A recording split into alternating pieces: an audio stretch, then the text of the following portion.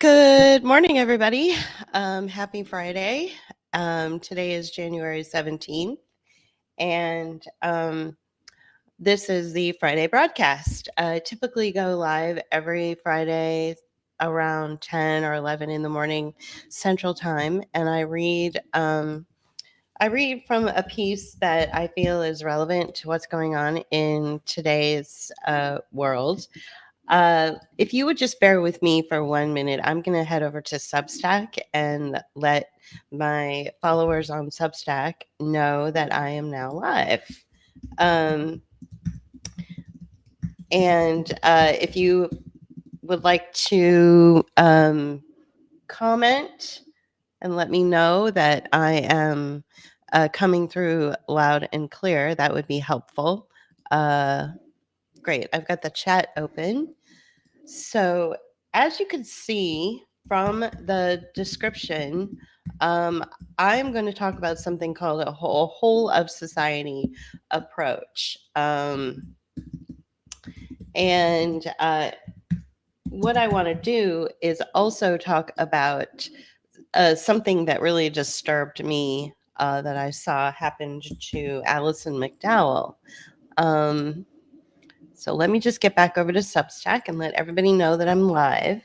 Let's see. Bear with me here. Sorry, guys. I hope everybody's doing well and getting ready for a great weekend.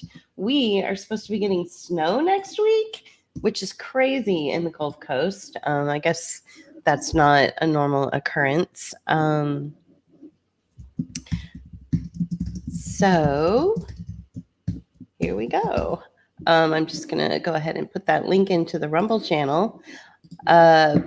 We have left the Meta brand, all Meta brands. So that means that our follower count has greatly diminished, but we're totally fine with that. We made that decision when we got the email from Meta back in November that talked about how they were going to increase their language learning models, and that they were going to continue to feed into AI systems with or without the permission of their users.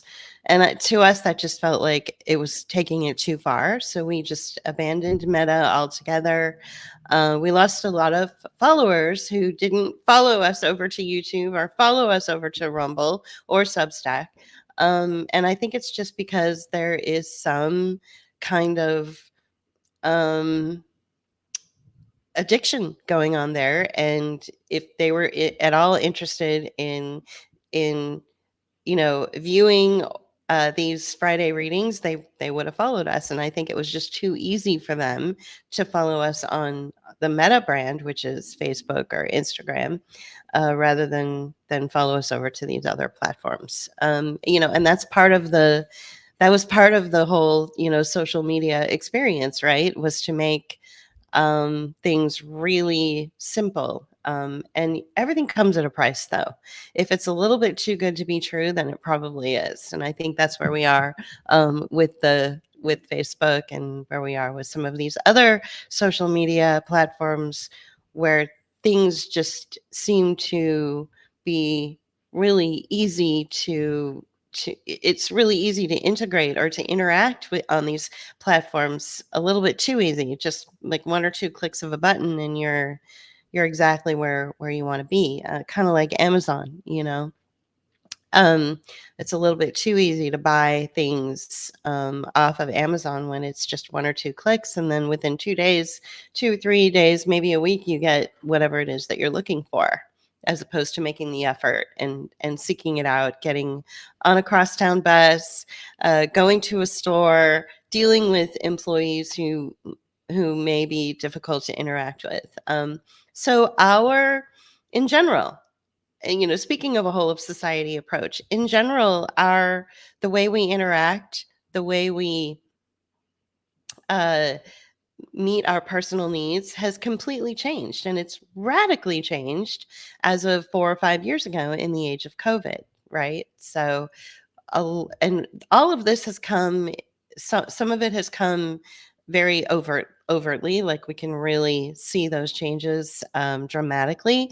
And some of the changes have come slowly over time, so much so that we don't even notice that they're happening. So I want to just, make sure that I say hi to our patrons and our Rumble followers and our Rockfin followers. And for those of you who have found me from following me on Twitter, I really appreciate you coming on board and checking us out. Just a really quick recap about this platform. We have been on this platform on this page, Book of Hours, for about probably 6 or 7 years. We really came into our stride, though, during the 2020 experience, where we started to archive history as everybody was experiencing COVID or something with that they were told was COVID. So we took some of our skills, which is video making skills, and our deep understanding of marketing and manipulation, and also the corporate world, and we applied our knowledge of that to the COVID experience, because we realized that many of our followers, I think, don't have a corporate background. They don't understand, uh, not because they're dumb or anything, but just because that's not where their lives took them, So we process things a little bit differently than most of the video essayists out there. We offer a different kind of perspective. And I think that came through in the work that we did between 2020 and 2023 or so. There's a lot of video essays we did, one of which I will reference a little bit later in this broadcast. Called Lifelong Learning. But the in continuing the last week's Friday reading, sorry about that. In continuing last week's Friday reading, where I was reading from this book called The Gentle Art of Swedish Death Cleaning, which I may pick up again in future broadcasts, I wanted to, continue to go where I feel led. And where I feel led is to have this discussion about um, how everything, this whole of society approach, seems to be about killing us, killing our cities, killing the way we interact with each other, killing our bodies, literally killing us, poisoning us to death, or impoverishing us to death, or putting us in situations where we feel that we have to even take our own life. And these are difficult conversations for people to have. These are conversations that nobody is actually having. It's almost like it's taboo. It's not something you bring up, at Thanksgiving dinner. So, hey, about that whole of society death grip, how's that going for you? That's not something that people would normally talk about. But I think that we can see it happening very clearly in our experiences and the way that we interact in the world. I think that for instance, one of the more subtle ways that um, this sort of whole of society death grip on us and this death goal was through the ways that families treated each other during the 2020 and then maybe 2021 COVID experience. First, it was, you can't come to Thanksgiving dinner because you could have a pathogen, or you could have a virus, and if you do, you have to follow all these weird rules. We need you to wear a mask, or we need you to show us a proof positive that you have a negative test. And so this is really demoralizing and really demeaning and humiliating to individuals who felt that their families really loved and respected them and cared for them. Your mother tells you your whole life that she respects your choices and that she supports everything that you do in life. And whatever decisions you make, she will fully be behind you. So when the COVID experience happened and suddenly your mother's like, well, you can't come to Thanksgiving dinner unless you show me proof of proof of a negative COVID test. Suddenly that has shattered your illusions about your family and how much do they really support you and do they really like the choices you made. Suddenly everything, your whole world was turned upside down, and for a lot of people that led them into some terrible depressing dark places, and maybe they went to alcohol or drugs in order to ameliorate the pain the from feeling so shocked by the way that their family was treating them. So that's considered a whole of society sort of death goal and death approach. I am going to read an article that I read a while ago, but I wanted to come back to it. It's from Tablet Magazine that talks more about the specifics and sort of the science behind the whole of society approach. There is somebody else who has talked about the whole of society approach quite a bit in the past, and it was one of the reasons I started listening to him, and that was Mike Benz. And he doesn't need any shout outs. He has enough followers and enough money. He's totally fine on his own. But I do want to at least acknowledge the fact that he is a good reference. You can go back to his discussions and his feeds from the past, and especially on Twitter, and learn a lot about like the details and the governments, and especially the intelligence agencies, um, whole of society approach to governing or managing. Because I don't managing us as citizens, because where we our position on this platform is that we're not really governed. Our position on this platform is that we're extremely contemptuous of the government, of any state. We believe that the way the United States is run is that we are managed by corporate interests, and we're managed as if we are bad employees. And the only way to keep us in line and to keep us doing exactly what they want is to use this whole of society approach where, you've got ad campaigns that are on a loop on all of your favorite streaming platforms like Hulu or Netflix. Or even if you go to the grocery store, you'll hear ad campaigns on a loop through the sound system. So that's one way of doing this whole of society approach and changing your behavior and getting you to do things or buy things or behave in ways that you probably wouldn't normally do. Um, and also to get you to fall under some sort of pressure from your family, like I was saying before. The tech industry made more money than any other industry during the first couple of years of the COVID operation. And that was largely in part due to the fact that people were running out and getting the tests. They were getting testing done. And one of the ways that people felt that they needed to get a test done is because grandma said so. You know, it wasn't like the CIA or Elon Musk or anyone in the tech industry came knocking on your door and said you need to take this test. No, it was Granny. She was like, "Well, you got to come take a test if you want to have Thanksgiving with me." So that's a whole of society approach. And Granny didn't know that she was putting another, $10 billion into the pockets of the tech industry. So, I hope that she felt it was worth it. So this whole of society approach doesn't benefit you, of course. It doesn't benefit me. It doesn't benefit anyone. It only benefits the corporations that are invested into um, whatever it is that they've decided to deploy on us, whether it's a story about a virus, a story about climate change, a story about, inequality, whatever, you know, as long as they benefit in the long run from it. So let me go ahead and see if I can share my screen here and get into this article. Um,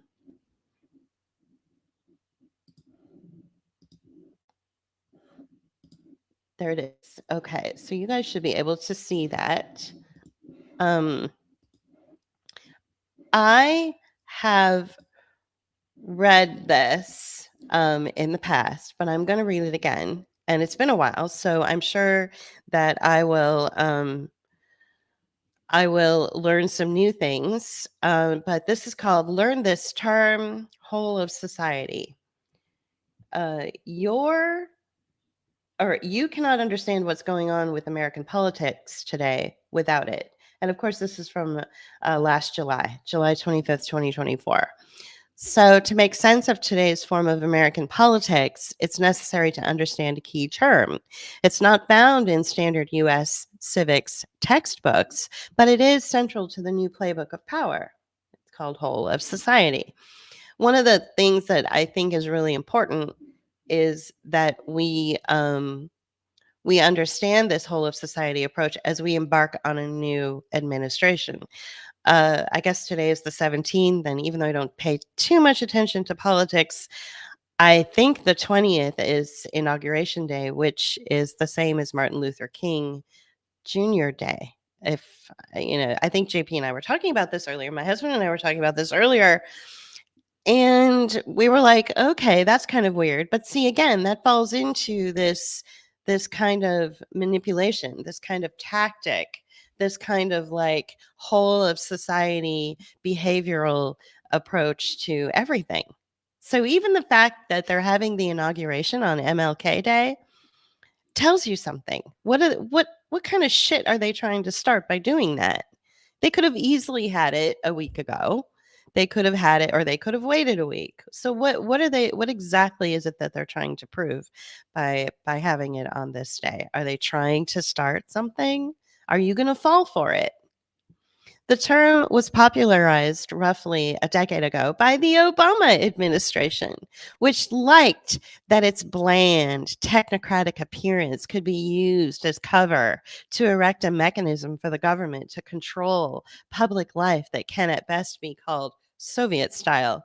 So, what sounds more exciting to you, follower, user, internet lover, whatever? What sounds more exciting to you? Baby eating Luciferians who are making blood sacrifices, underneath the Catholic Church, or no, this is just a restructuring of a company or an agency. That's all. Just restructuring of companies and how they're going to make more money, or corporations and how they're going to make more money, or you know, contra- pay to play contracts with government and corporations. What sounds more exciting to you? The first one, of course, because it triggers all of your emotional responses. Baby eating Luciferians. Oh no, little babies are being eaten. Oh no, that's so much more exciting. Hey, I'd watch that movie. That's so much more exciting than two men in suits sitting across the table from each other and signing pay to play contracts. That's boring. And so that's the whole point of a whole society approach. And that's why Obama started it, was so that it would be bland and it would be boring and people would lose interest, right? So he definitely chose it for that reason. So I'm going to say that again. The term was popularized roughly a decade ago by the Obama administration, which liked that its bland, technocratic appearance could be used as cover to erect a mechanism for the government to control public life that can at best be called Soviet style. Now, here's the simplest definition: individuals, civil society, and companies shape interactions in society, and their actions can harm or foster integrity in their communities. A whole of society approach asserts that as these actors interact with public officials and play a critical role in setting the public agenda and influencing public decisions, they also have a responsibility to promote public integrity. In other words, the government enacts policies and then enlist corporations, NGOs, and even individual citizens to enforce them, creating a 360-degree police force made up of the companies you do business with, the civic organizations that you think make up your communal safety net, and even your neighbors, or your granny. What this looks like in practice is a small group of powerful people using public private partnerships to silence the Constitution, censor ideas they don't like, deny their opponents access to banking, credit, the internet, and other public accommodations in a process of continuous surveillance, constantly threatened cancellation, and social control. So, not only am I reading this piece give you an idea of what a whole of society governance looks like, but I also want to integrate our personal attitude about responding to whole of society governance. If you have this panopticon of a police state that is going to change your behavior, and I want to pause there and give you an example that we have all heard over and over and over again that was shocking to us regarding the COVID response.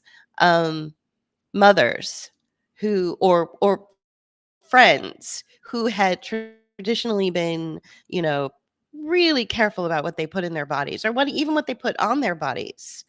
Nothing artificial, everything natural, only organic food, only grass-fed meat, the most pure, organic cotton, making sure that there's nothing on their bodies that would hurt their skin or age their skin or change their cellular, you know, the way that their body responds to the world. I mean, everything was so pure and organic, and they stayed away from medications. They wouldn't even take an Advil. It was all about natural, right? It was these individuals that were the first to run full speed ahead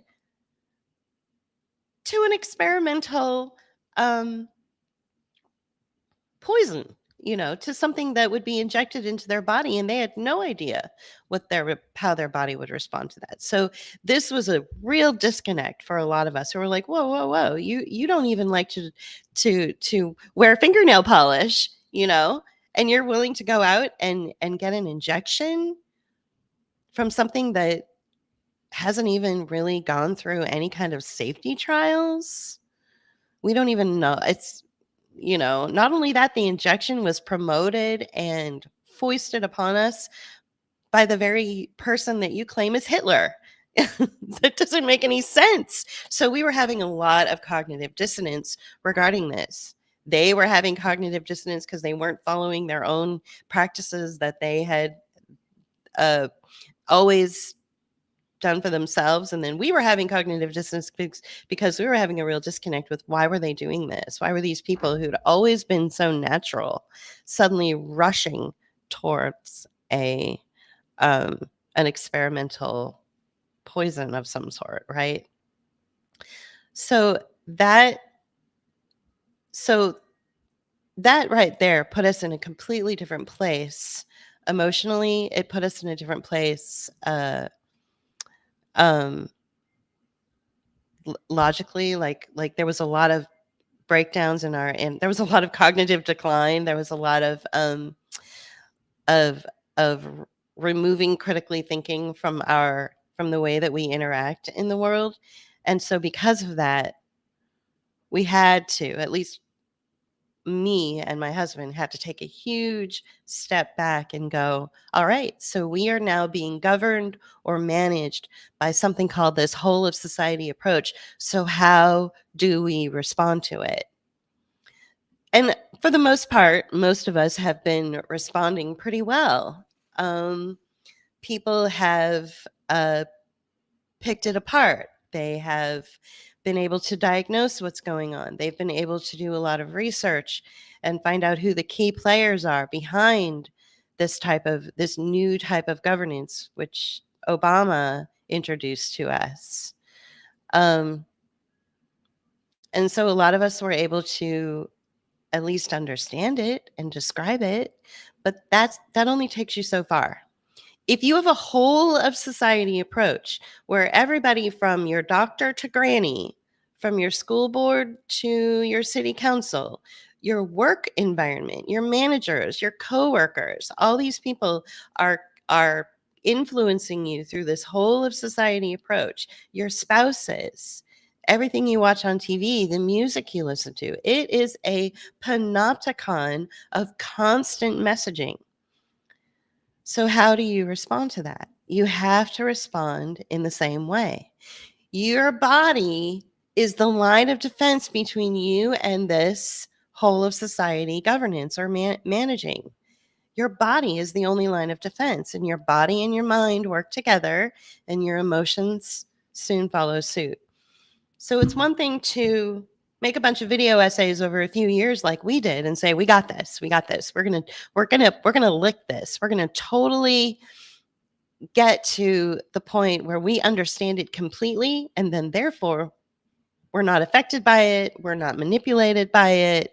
We are immune to this whole of society governance and their death goals. We're immune to it. That's what we convince ourselves. And over time, we had to make some changes. We changed our diet. So a whole of society approach, again, is that panopticon. So you can't just take one little aspect of your life and say, I'm going to fight this panopticon, this treacherous governance. I'm going to fight it by sitting in front of a microphone for an hour a week or making a bunch of video essays. You've got to fight it. You've got to use the whole of society approach against the whole of society approach. You have to change everything. You have to listen to your body. You have to listen to what's really making you anxious and then address those anxieties, even if they seem petty. So this is not advice because I'm not a doctor and I'm not a therapist and I'm not anything. But I'll tell you what we did. First of all, we moved. We left a city that we felt was not benefiting us. It wasn't, we felt we weren't getting the most out of life by living in that city. So we left and we moved to a place that we felt we would be happier, and it's near the Gulf of Mexico. So we made a huge life change and we took a risk. So taking risks is part of responding to, at least for us, responding to the whole of society goals, death goals, the whole of society approach. So there's that. We also stopped being vegetarians and started incorporating meat into our diet. And that's really helped.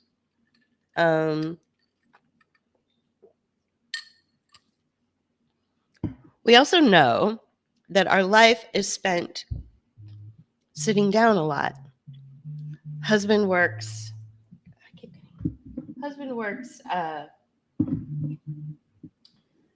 at a job where he has to be in front of a computer 8 hours a day and do design schematics. Okay.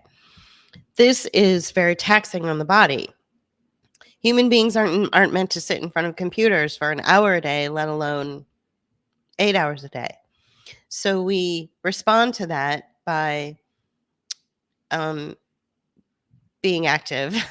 So we're active socially, and we're active in our community.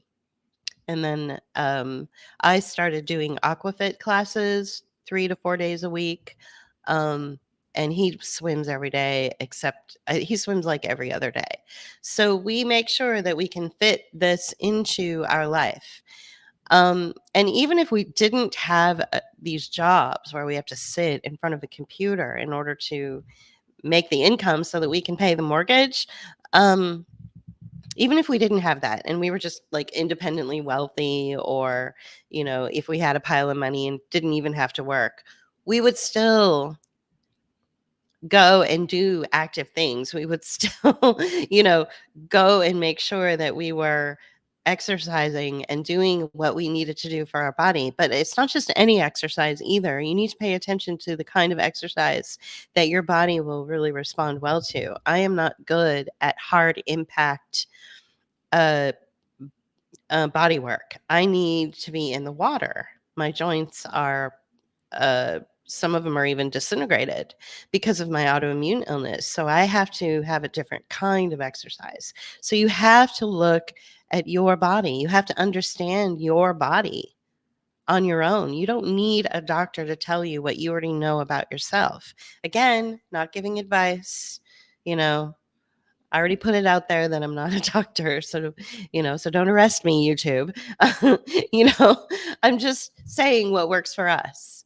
Um, so when you have this whole of society governance and this whole of society goal to kill you, which is unfortunately the goal right now.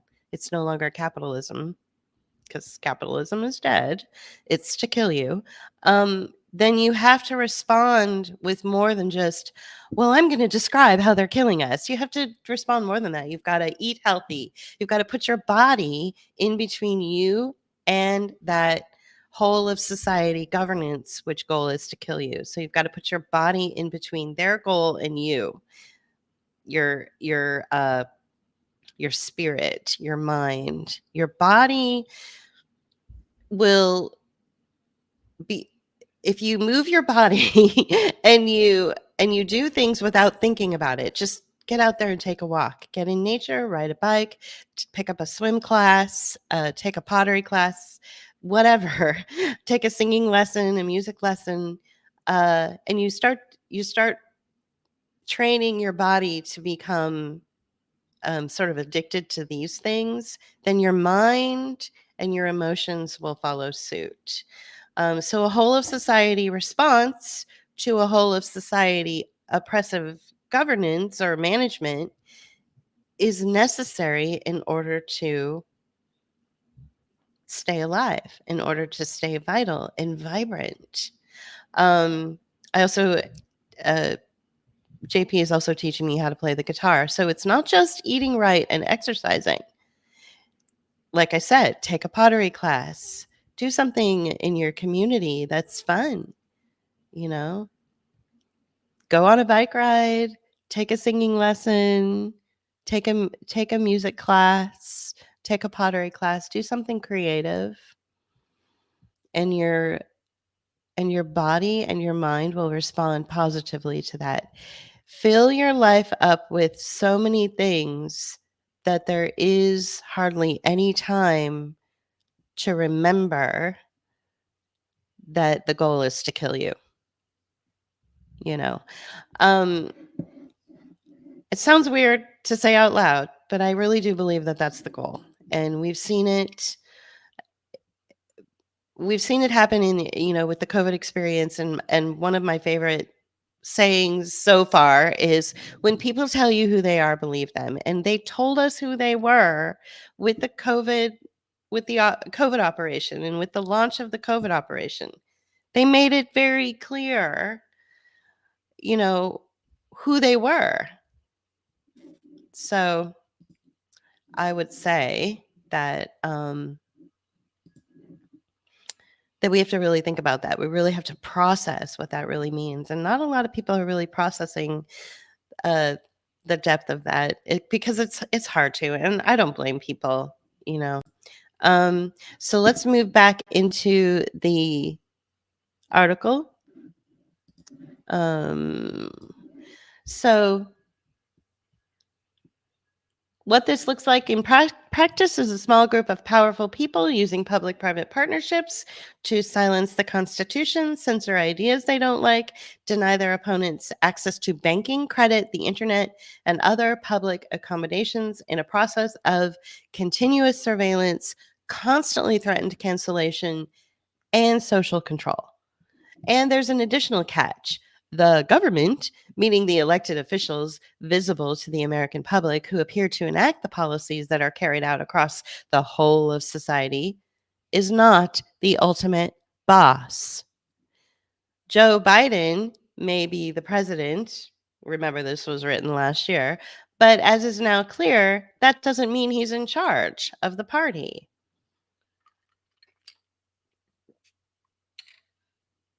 As a modern political trope, whole of society dates to the Obama administration's attempt to pivot in the war on terror to what is called CVE, countering violent extremism. When so let me pause and continue my sort of breaking down of this article and reminding people that when the 9/11 event happened and we were our behavior was they were attempting to make modifications to our behavior by talking about we have to counter terrorism. We have to counter terrorism. This is terrorism, terrorism, terrorism, terrorism. Remember that? It was all about terrorism. So when the Obama administration was installed, they slowly changed that language around terrorism evolved to countering violent extremism. And countering violent extremism can be anything. What I'm doing right now could be considered violent extremism, you know? So it left it really vague and it left it really open. And that's part of that whole of society approach. Because terrorism, international terrorism or domestic terrorism, when we think of it, we think of bombs dropping or we think of gang warfare. The images in our mind are very specific. But CVE, which is countering violent extremism, well, it could be anything, you know. It could be anything, And so that's one of the reasons that, the Obama administration changed that so that just by breathing and being alive, you could be considered a violent extremist. So let's go on.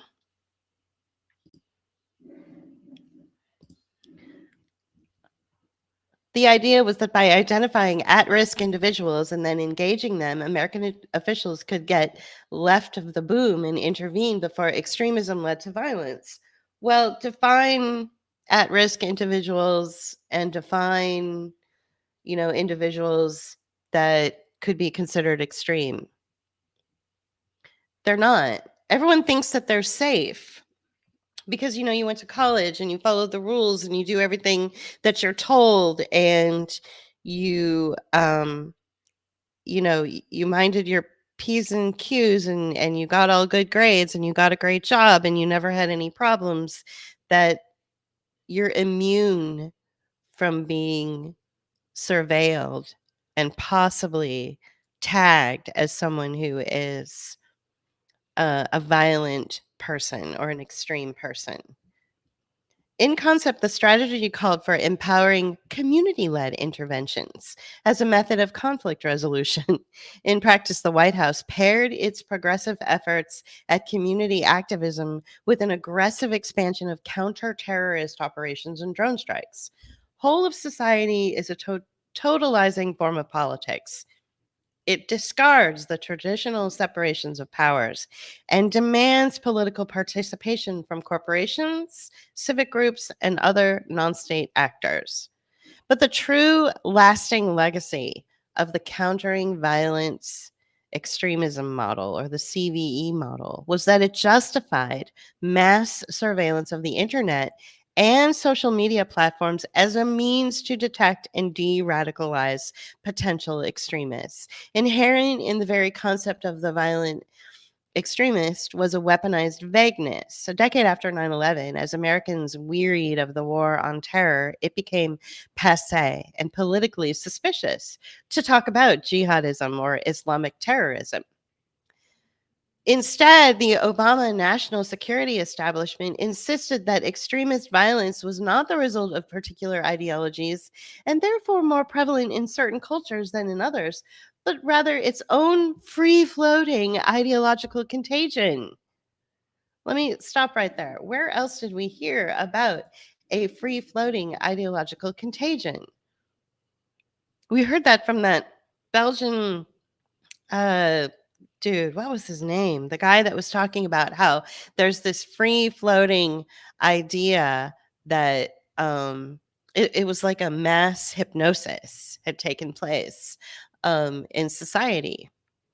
Well, that idea that there's this free floating contagion, whether it's a virus or whether it's, attitudes that could lead to violent extremism, or whether it's, all of society has somehow decided that they must rush to take a vaccine or put a mask on or something, that was all just kind of like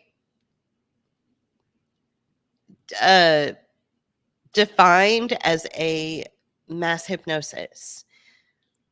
And it's not. We're looking at a military operation. Whole of society governance comes out of like a military operation where you have to break down your recruits. You have to strip them of who they are, strip them of where they grew up, strip them of their accents, strip them of their ideologies, their belief systems, and then rebuild them up into a soldier, into an American soldier or a military soldier. That's what's happening to us. This is not some spooky mass hypnosis psychosis. No, this is a military operation. This is what whole of society governance is all about.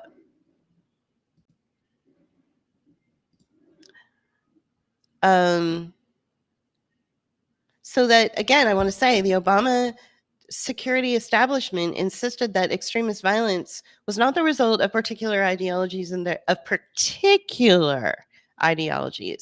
therefore more prevalent in certain cultures than in others, but rather that it's this all-encompassing, free-floating ideological contagion.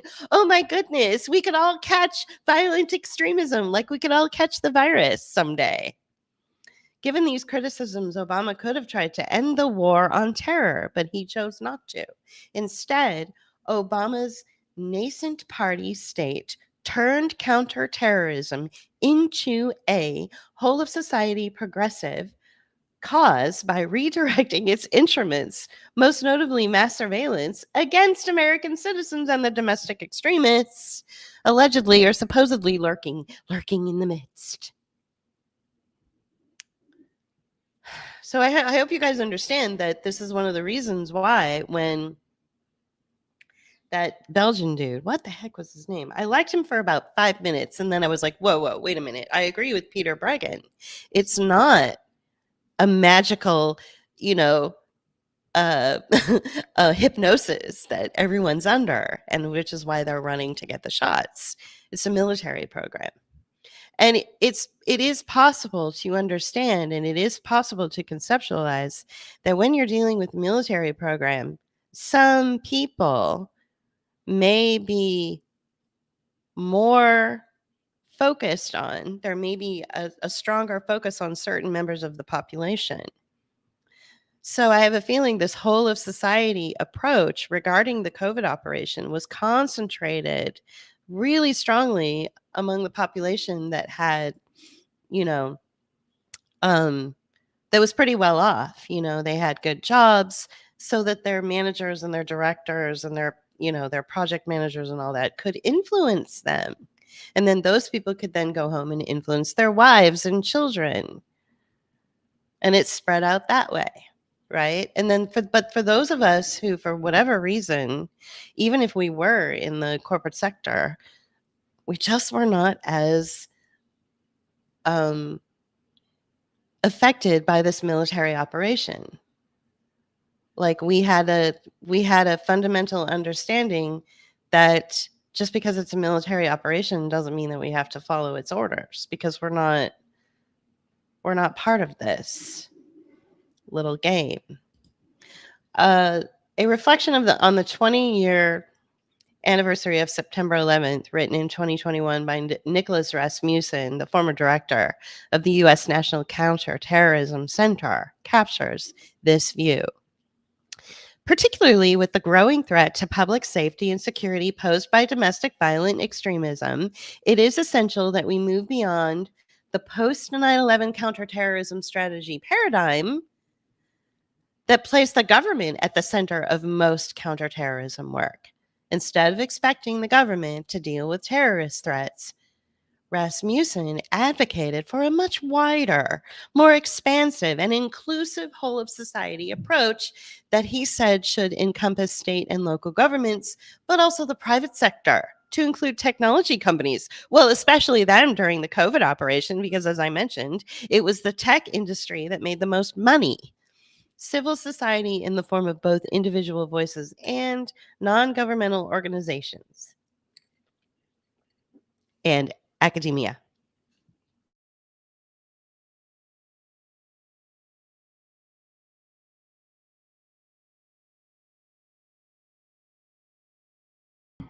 The whole of society extremism coordinating mechanism after the rise of Donald Trump initiated a panic over Russian disinformation. Then, as a call for increased social media clampdowns during COVID, to the present, where it functions as a generic slogan and coordinating mechanism of a party state, one originally built by Obama and which now operates through the vehicle of the Democratic Party over which he presides. Remember that when this was written, this was during the time when everybody was talking about how the Democratic Party was like the worst of the two parties. I would argue that now that we are where we are, we're going to be looking at a whole of society approach um, through the Trump administration as well. It doesn't just stop because a Democrat is no longer in office. Some of the people that the Trump administration has put in his cabinet, they are all about mass surveillance. Peter Thiel, for instance, is working with, has worked with Elon Musk. Elon Musk, who is basically at Trump's side day and night. He's like living at Mar-a-Lago right now, living in a suite or something that's like $2,000, $3,000 a night, and he's racking up like room service bills. I mean, this is not the guy who claimed that he was, living in a 600 square foot, box in Texas, and he's just like the common man. And no, he is now living very well at Mar-a-Lago. So something is going on there. So we can't expect that this whole of society approach, this panopticon of surveillance and governance to control and manage us and keep us making the right decisions, we can't imagine it's going to go away in the Trump administration. It might even get worse. You have to be open to that discussion. This isn't a criticism of you if you voted for Trump. I get it. But you just have to be open to what's happening. So what the various iterations of this whole of society approach have in common is their disregard for democratic processes and the right to free association, their embrace of social media surveillance, and their repeated failure to deliver results. Indeed, even Rasmussen, while advocating the whole of society approach, acknowledges that it promises to be, in many ways, more messy and more complicated and more frustrating in terms of delivering outcomes. In other words, one shouldn't count on it working. Well, I could have told you that. Okay. When you've got so many corporations that are working hand in glove with the government to foist this whole of society approach on us, corporations and even the military are really unorganized. Half the time they don't even know what's going on. Half the time, you can't get a straight answer from your managers. So this dude Rasmussen, who's talking about how it could be messy and complicated and even more chaotic, well, duh. Spend any time in the corporate sector working, and you'll see that it's very unorganized. I'm not sure anybody really knows what they're doing. So that's actually one thing that could work in your favor if there is a lot of chaos and confusion with this whole of society government, that could be kind of fun. I mean, that could actually work. That can actually help you because if you don't, you know what I'm saying? If there's a lot of chaos, then you can just laugh at it and it's meaningless. So don't be afraid. That's another thing that we have. That's another attitude that we've embraced. My husband and me, uh, in response to this whole of society governance, is there is no more fear. We're not afraid. So our decisions that we make in life are not fear-based anymore. Think about how many times a day you make a decision in your life that is, if I don't do this, then this might happen. That's a fear-based decision, and you can't get anywhere in life if you're doing fear-based decisions. At least that's my opinion. Again, I'm not a psychologist. I'm not like an anthropology expert. I'm an armchair anthropologist. I'm not a real one. I just play one on TV. So that's our attitude is that for us, what's worked for us is to stop the fear-based decision-making process. So, oh no, if we don't do this, then this might happen. You can't get anywhere in life if every decision you make is based on fear,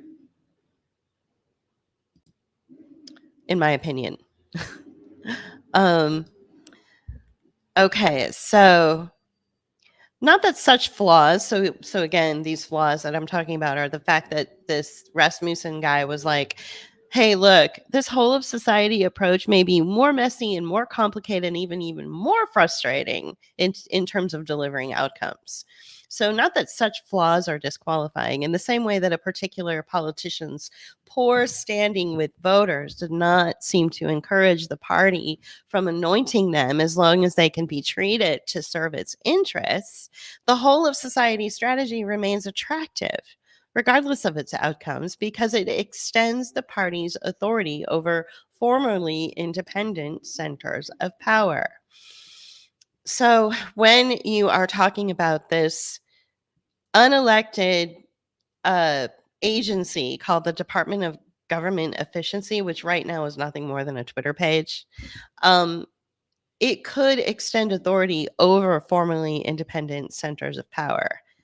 That is something to be aware of. Indeed, whole of society is a totalizing form of politics. As the name implies, it discards the traditional separation of powers and demands political participation from corporations, civic groups, and other non-state actors. Mass surveillance is the backbone of the approach, but it also consolidates a new class of functionaries who all directly or indirectly work for the party's interests. This is exactly how the party carried out its mass censorship during COVID and the 2020 election by embedding government officials and party-aligned experts from the for-hire world of nonprofit activism inside the social media platforms. The result, as I chronicled in an investigative essay last year, was the largest campaign of domestic mass surveillance and censorship in American history, often censoring true and time-sensitive information. That is a huge indictment.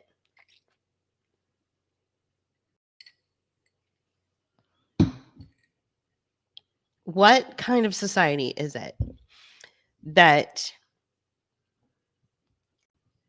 foists the largest campaign of domestic mass surveillance and censorship in history, knowing full well that it would censor true and time-sensitive information?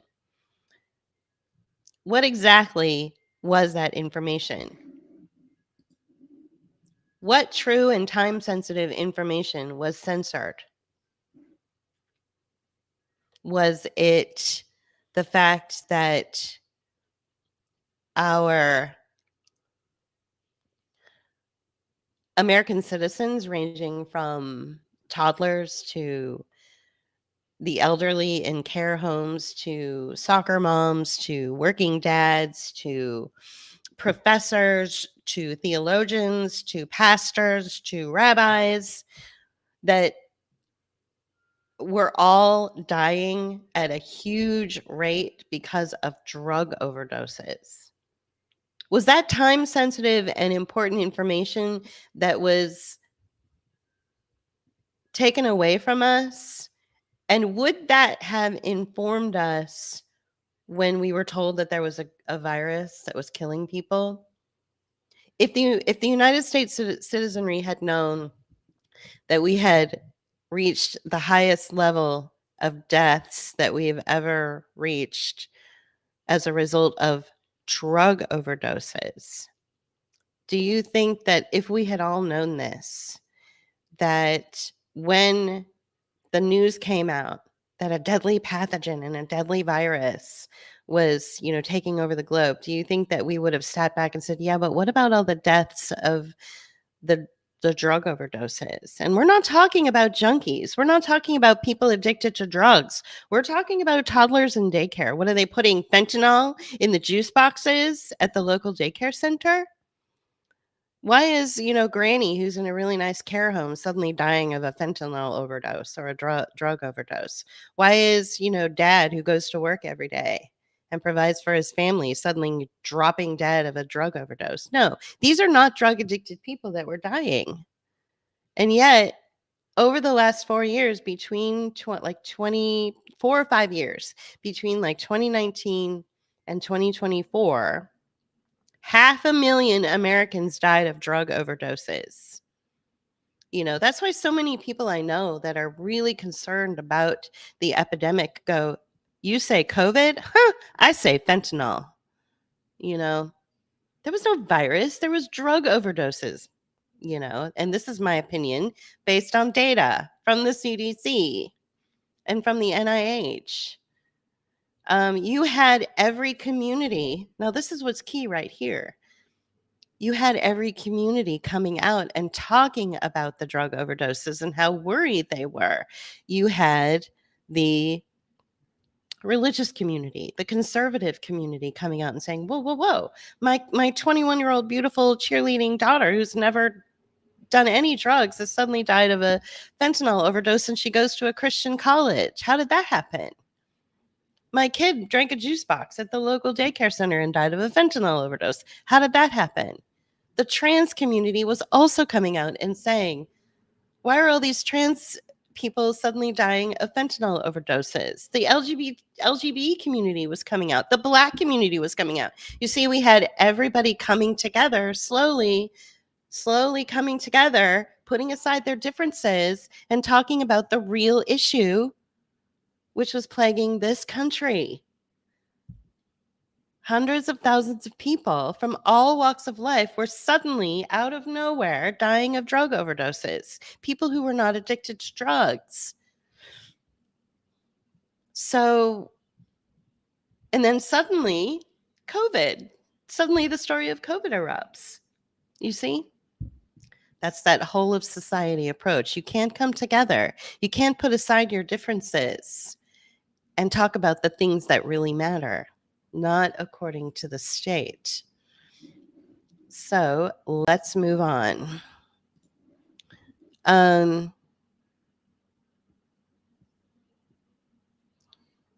So this is the part where I said it was the largest campaign of domestic mass surveillance and censorship in American history, often censoring true and time-sensitive information. To avoid the appearance of totalitarian overreach in such efforts, the party requires an endless supply of causes, emergencies that party officers with funding from the state use as pretext to demand ideological alignment across public and private sector institutions. We saw this with the Black Lives Matter movement, where every corporation in every retail market that had an online presence was throwing a page up in front of their website, if you went to their website, like say you went to, I don't know, target.com, the first thing that you would see would be a black screen that said Black Lives Matter, we stand with Black Lives Matter.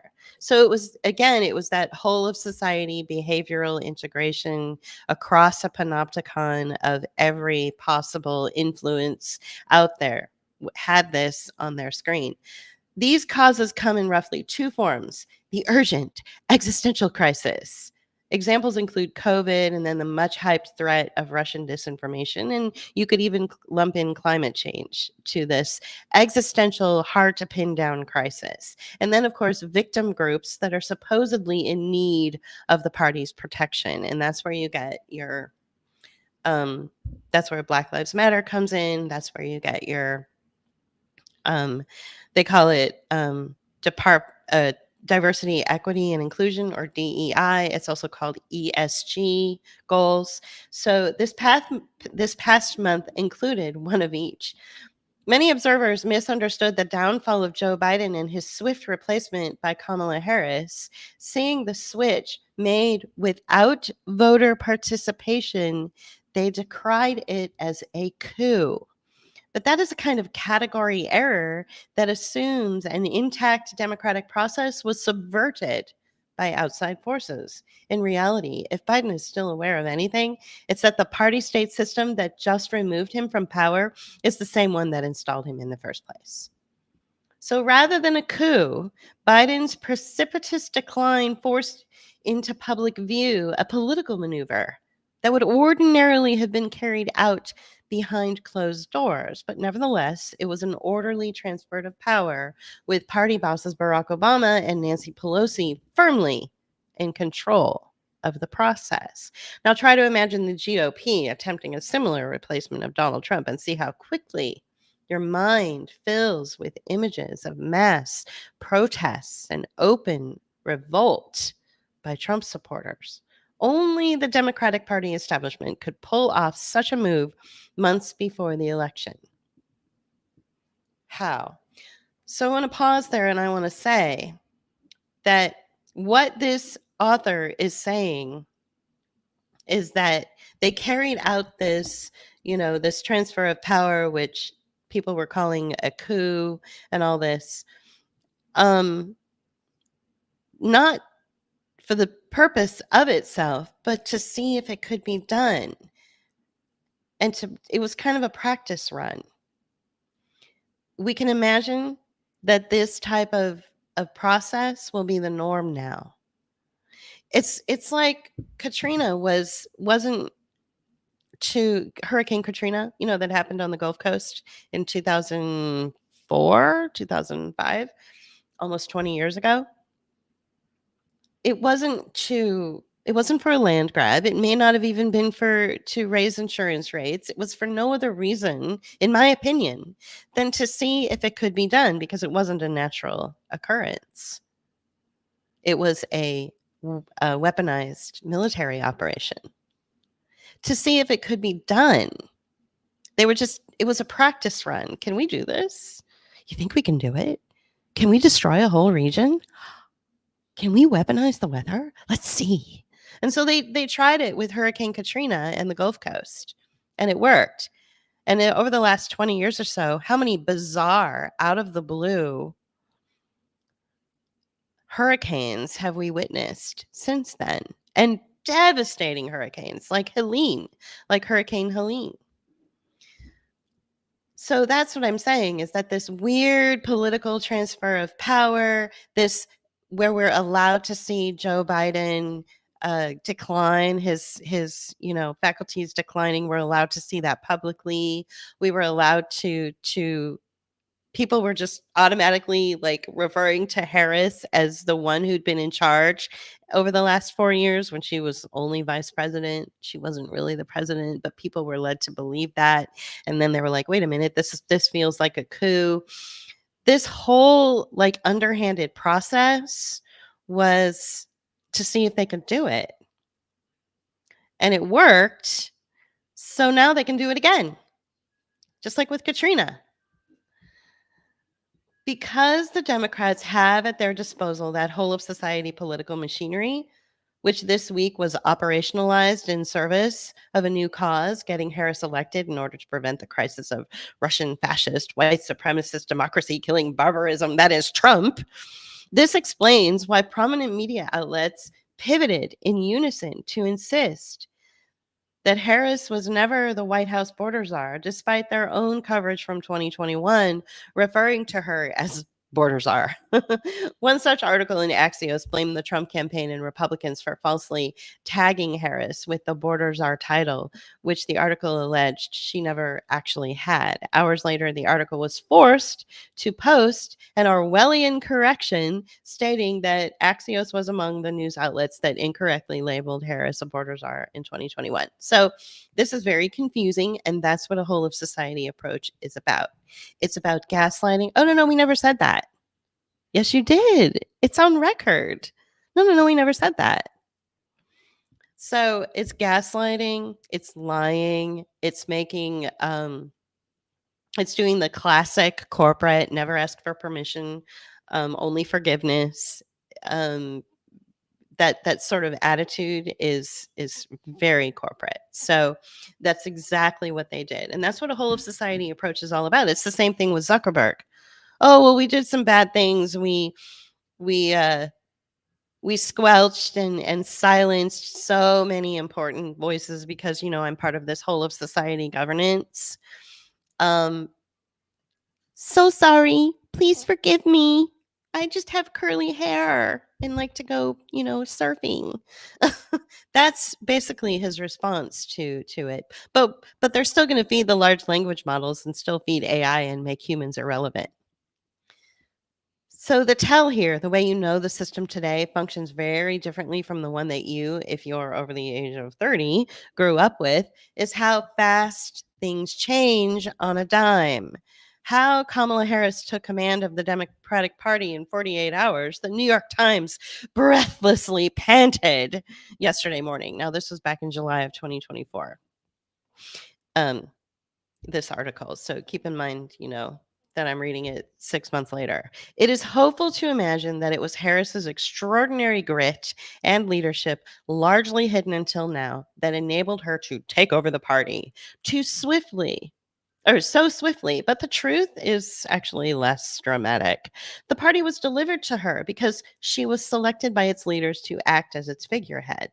That real achievement belongs not to Harris, but to the party state. The question you might have is how it managed to put up a new candidate for president in just a matter of weeks. The answer is that the party had repeated opportunities over the past 10 years to train its whole of society apparatus in the rapid coordination of mass events. This was the payoff. And don't think for 1 minute that it won't happen again. This was all a practice run. The other great cause this month arrived on July 19th when Vice President Harris' husband, Doug Emhoff, introduced a proposal for new anti-hate legislation.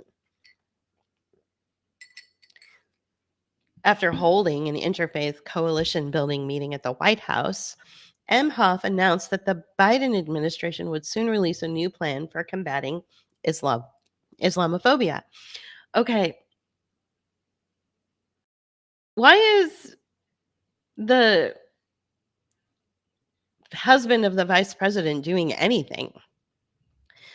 Has that ever happened before? So think of when Obama was president and Joe Biden was vice president. Did we ever hear of Jill Biden, the vice president's spouse, coming forward with legislation? Maybe she did, but I mean, this just seems really weird, right?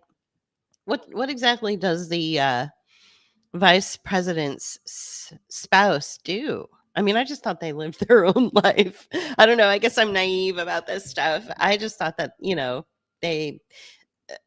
I've just figured he ran a company and just continued his work while she did her thing. I don't know. The plan comes out of the same White House initiative launched last year to counter anti Semitism that promised a whole of society effort, including increased scrutiny of social media companies and calls to counter disinformation and misinformation. Herding Jews into the whole of society embrace is a useful way to turn nominally Jewish institutions, which here includes the Anti Defamation League, which advised and endorsed the administration's whole of society national strategy, into controlled subsidiaries of the party while wresting control over the Jewish narrative. Thus, the constant need to invoke Islamophobia every time evidence of anti Semitism is presented. Oh my God. So, this whole of society approach is also about pitting these two demographics against each other. It's so silly. By erasing Jewish particularity and conflating all kinds of bigotry in an indistinguishable beige of generic hate, the party shuts up demands that it actually do something about anti-Jewish violence, something that only racist Islamophobes see as a specifically Jewish issue. At the same time, it justifies expansive blunt force interventions into institutions across the entire society, since they are all supposedly equally susceptible to promoting hate and extremism if they are allowed to operate outside of the party state's surveillance apparatus. Wow, what a mess. Over and over again, the answer to the generic category of hate is increased regulation and censorship of social media. Under the auspices of coordinating between the corporate and civic sector, activist groups aligned with party interests are used to monitor powerful corporations, especially in the tech sector. Protecting Jews from hate, in other words, demands granting the party state more power to reward allies and punish political opponents. That is precisely why Tablet's editors have warned American Jews to oppose laws and other political initiatives claiming to protect them from anti Semitism by censoring hate speech. In a world in which people with minority opinions are interestingly subject to the full force of the whole of government or the whole of society being brought against them by a narrow group of powerful people, Tablet wrote, we have an existential interest as a people in supporting free speech and constitutional rights for others on the historically sound principle that they will soon be coming for us.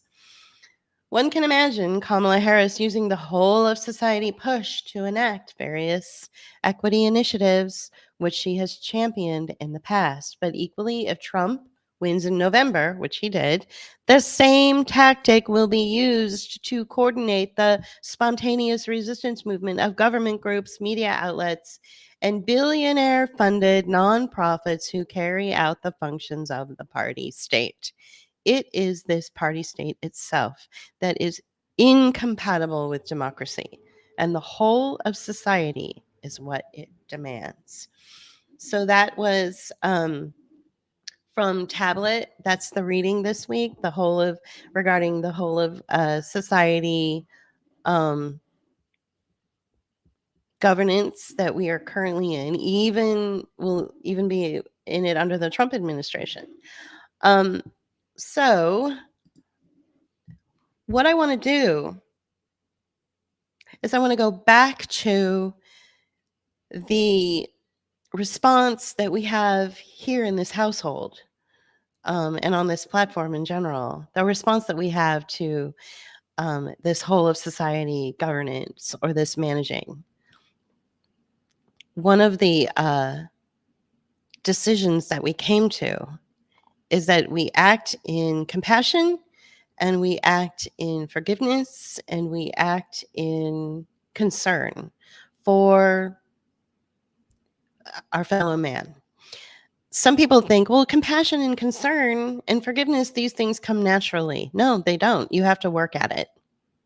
You have to really do some inner work. You have to do some shadow work, they call it. You have to work at it. You have to work at everything. It's not these things don't just come naturally. And as we're moving further and further into this whole of society panopticon, this crazy, overbearing, manipulative government and governing that wants to change the way we behave, we're now dealing with an aspect of that that is through AI and the large language models. One of the reasons that we got off social media, or at least we got off Meta, was because we were really concerned about how these language models would be used in general. They will most certainly be informing the whole of society approach. And they will also create a lot of pain for innocent people. And so that brings me to the recent video that, for some reason, was suggested to me on my YouTube channel. So you know how, like, I have a YouTube channel, and when I go to my YouTube channel, it'll tell me, recommended for you. Well, out of nowhere, an Alison McDowell video showed up. And I was like, okay, I haven't watched anything from her in a while. And we have this really great video called Lifelong Learning that we made based on her understanding of sort of these pay-to-play contracts, her interest in what's happening to the kids in the schools goes way beyond 2020. I think it goes I think she's mentioned sorry. I think she's mentioned that it goes all the way back to like 2016 or 2017 or something like that. So we did a video called Lifelong Learning, and you can find it. Oh, can you find it on our YouTube channel? I think you can still find it on our YouTube channel, but it's also on our Rumble channel as well. I would recommend listening to it. Now, this was when we were first doing video essays, and so the sound, the music that we chose to support our script, we probably could have gone a different way, but most people got a lot out of it. Most people really appreciated that we were able to synthesize the information that she brought out regarding this sort of control of children that starts, and the way children are shaped. It starts in utero and goes all the way to, your deathbed. That's the whole of society too, that the Obama administration introduced to the American way of life and how we function in society, which is pretty horrible. So, language learning models are feeding AI, and they're feeding ChatGPT. This video here, I'll share the screen. Okay, so that's Alison McDowell, and this is her video. I'm not going to play it. I just want you to see it. AI as a questionable interloper of mortality. What will come of ChatGPT mirroring our psyches? Or our psyches, sorry, mirroring our psyches. So you can go there and you can watch it. Again, not in the habit of promoting other channels that are way more popular than I am. They don't need me to promote them. But I had a real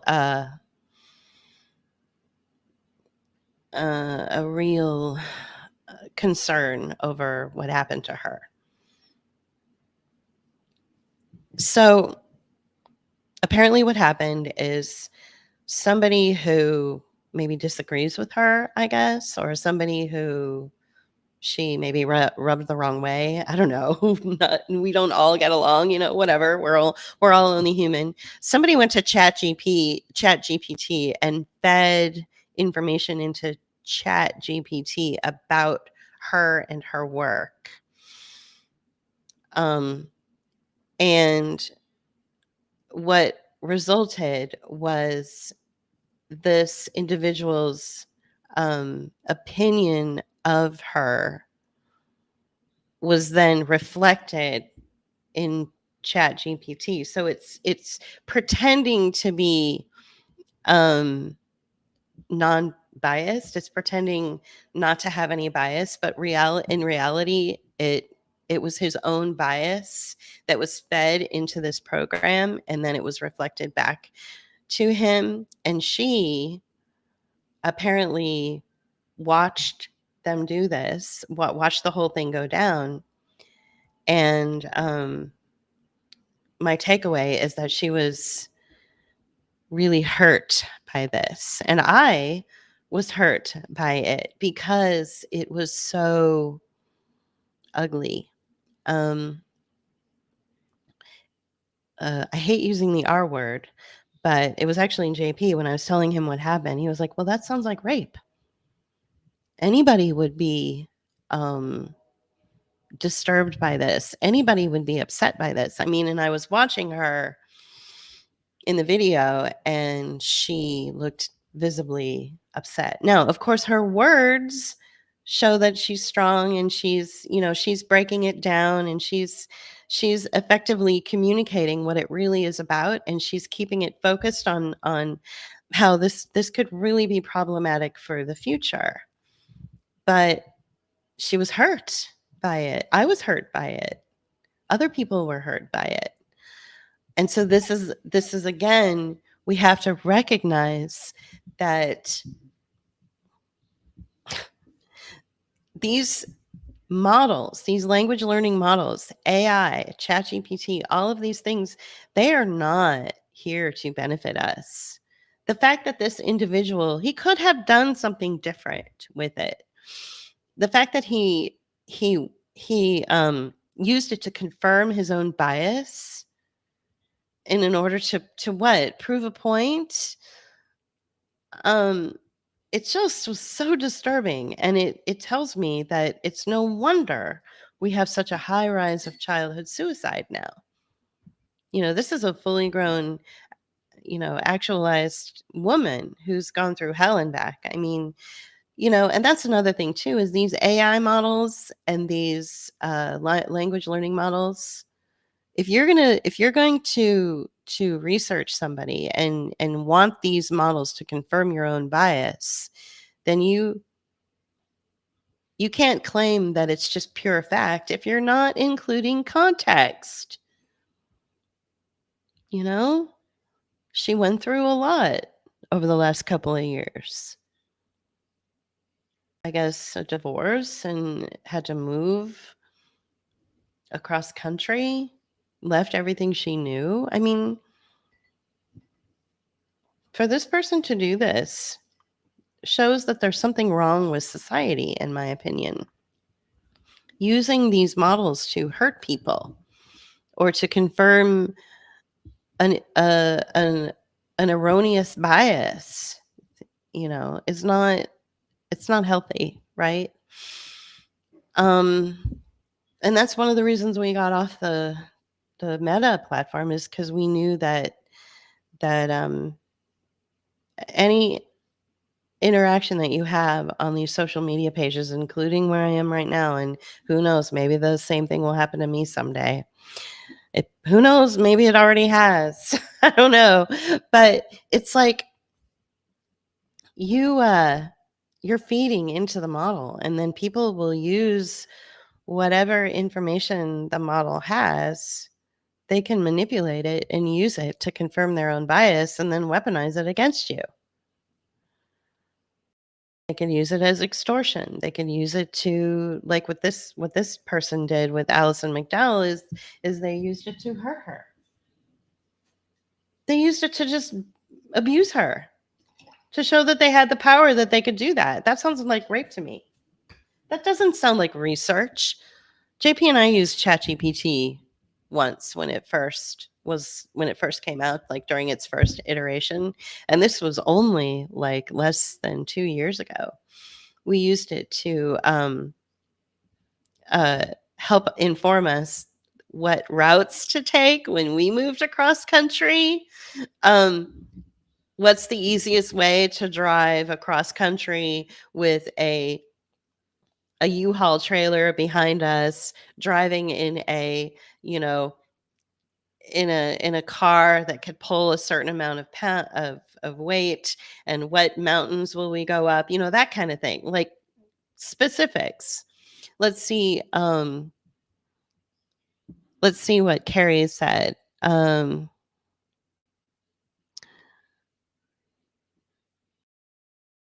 So, I want to make sure that I'm not offending anyone.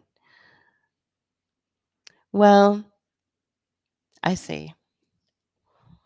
Well, yeah. I I think a lot of people, Carrie is mentioning how Allison, her personality can be difficult. People have difficulty with her. Um and so, right. And that when she was on Facebook, she was blocking people. She was blocking a lot of people on Facebook.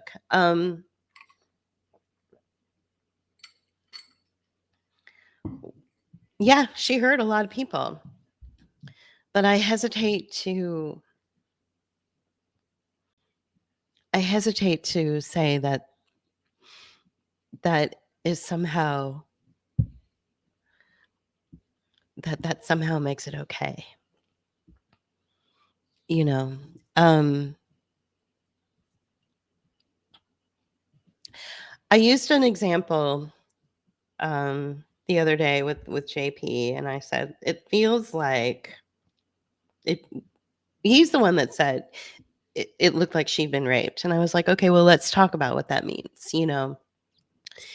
If an individual, a woman, is dressed uh scantily and is at a bar and had too much to drink and was running around kissing every guy she could find and was behaving erratically and pissing off women and pissing off wives and doing all sorts of crazy stuff to bring attention to herself, and then is assaulted, um does that somehow justify the assault? I'm so I think that there's been some growth. How's that? There's been some growth with me. I mean, I'm growing every day, right? I'm not perfect, but I'm trying to step out of my old biases and issues, and just be in a place of, choosing that path forward. And Allison did hurt a lot of people. She blocked me. She blocked a lot of people. She was trouble. All of that aside, though, I don't think she deserved for her information that she was sharing to inform the public. I don't think she deserved for it to be used as a weapon against her, to traumatize her in such a way that it was palpable in her video.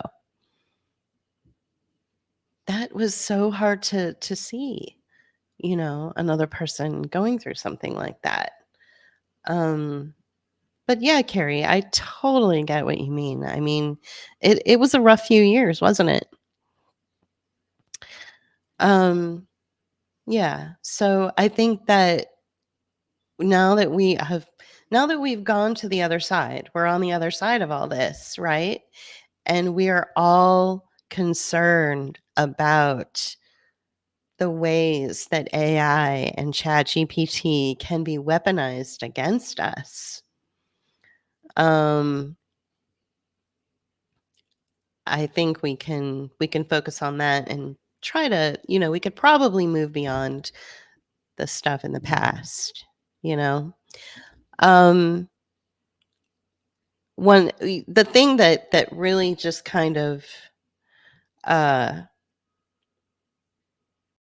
drove it home for me, the thing that really just grabbed my attention and made me go, okay, this is exactly what I was hoping would never happen. And I mean, I kind of knew it would, but I was hoping it would, if it was going to happen, maybe in the future, not now. And it happened, which is people using the AI models and the AI system and the language learning models, using it to confirm their own biases. And that can be taken any way you want, you know?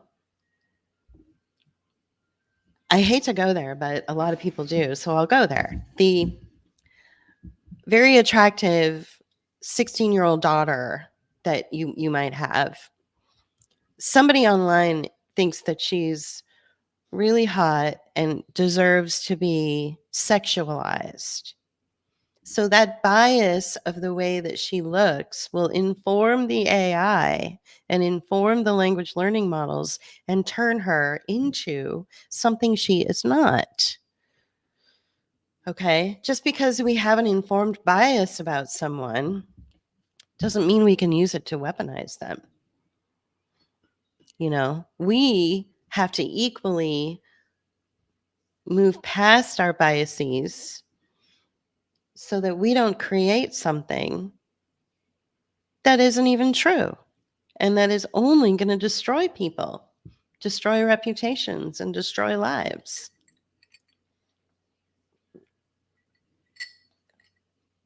It's frightening, you know, and that's why I shared, one of the reasons I shared this this article, this whole of society approach, learn this term, whole of society, because it's part of the language learning models. It is so penalizing, and it is such a police state now that the AI and the large language models, these learning models, are going to take innocent people and the words that they've used, or the actions that they've done online, at least in the past, and going to feed into the model. This is how we will be policed, you know, so that a completely innocent person could be accused of things and have to pay fines or even do jail time for something that they didn't do, because the model spit out some information that they could potentially do, become the person that we have a bias that they are. You see what I'm saying? It's this is really dangerous. This is beyond dangerous. This is like horrifying. And so I watched this horror film play out, or this horror story play out in real time, when I realized the gravity of what Alison McDowell went through when this person informed ChatGPT of his own bias against her. And then what came out was a confirmation of that bias. Oh, yes, you're right. She is, da, da, da, da, da, da, da, whatever. No, you know, our biases are skewed. It's just because my personal experience with someone is one way does not mean that someone else's personal experience with that same person will equal mine. It'll be a completely different experience. So there needs to be context as well, and there just wasn't.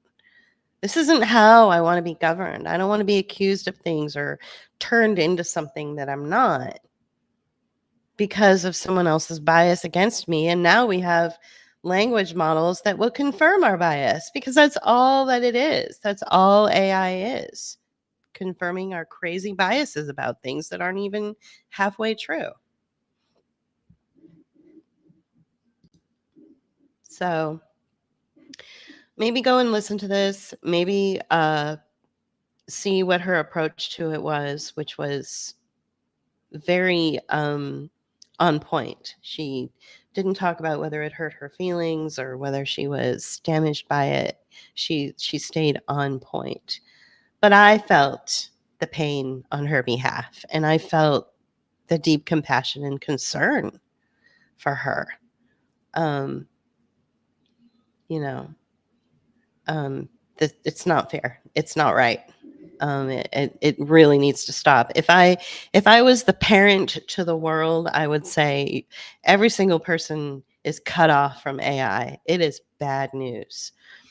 It's like a bad, it's like a drug or something. It doesn't benefit anyone. It's not good.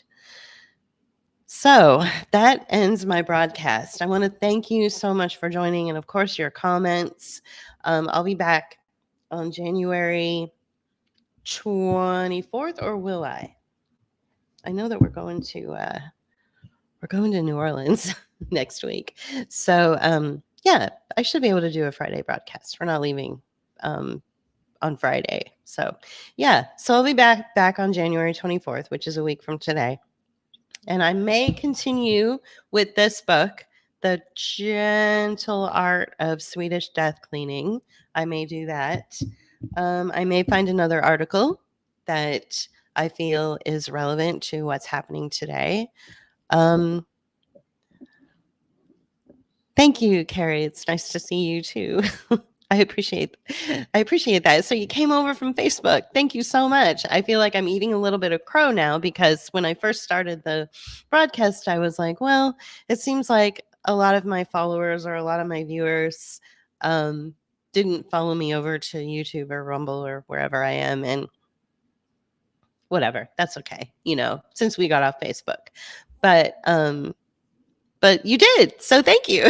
That's at least one person, right? So if you feel like sharing this around, if you feel like you got something out of it, yeah, go ahead and share it. But I wanted to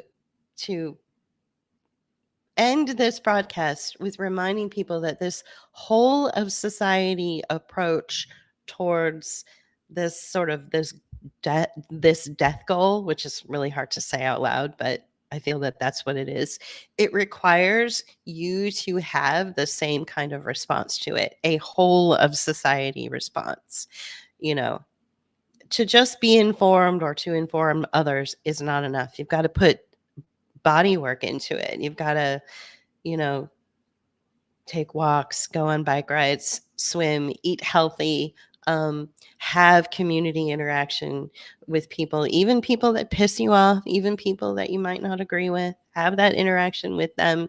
Pick up a musical instrument, see what it feels like to strum a guitar, maybe take a singing lesson, join your community Y, have a whole of society approach in your own little world to the whole of society governance that the establishment is foisting on you as well. Gardening too. Get your hands dirty, get out there, and which I need to do. JP's the gardener. I'm not. So I need to get in nature more. That's another aspect that I know that I'm lacking. I do the aquafit class 3 or 4 times a week. I have learned how to play a little bit of guitar. I'm continuing with these Friday broadcasts. I'm doing a lot of fun things in the community that bring me joy. I've changed my eating habits. I've changed my drinking habits. I don't drink as much alcohol as I used to. Not that I was a drunk or anything. I just was like, oh, I could probably scale it down to cocktails on the weekends only, instead of, oh, hey, we're going out to dinner. Let's have a cocktail, that kind of thing. So everything in moderation. Some things, you can still have a piece of cake. You can still enjoy life. We still have wine with dinner, but focus on responding to this panopticon of mass surveillance and this desire to change your attitude about living. Have a whole response to that. It's really important to put your body in between that messaging, so that your mind is clear, so that you can teach your mind to become addicted and your heart to become open and into things that are healthy and and will really edify you and lift you up. Okay, so I hope you got something out of it. So I know that January 20th is around the corner. We'll see what happens. And who knows, maybe when I go live again on next Friday, it'll be a whole different world. We'll see. But yeah, I'm looking forward to it. And I will see you in a week. Thank you so much for joining today. It means a lot. Have a great weekend. Bye.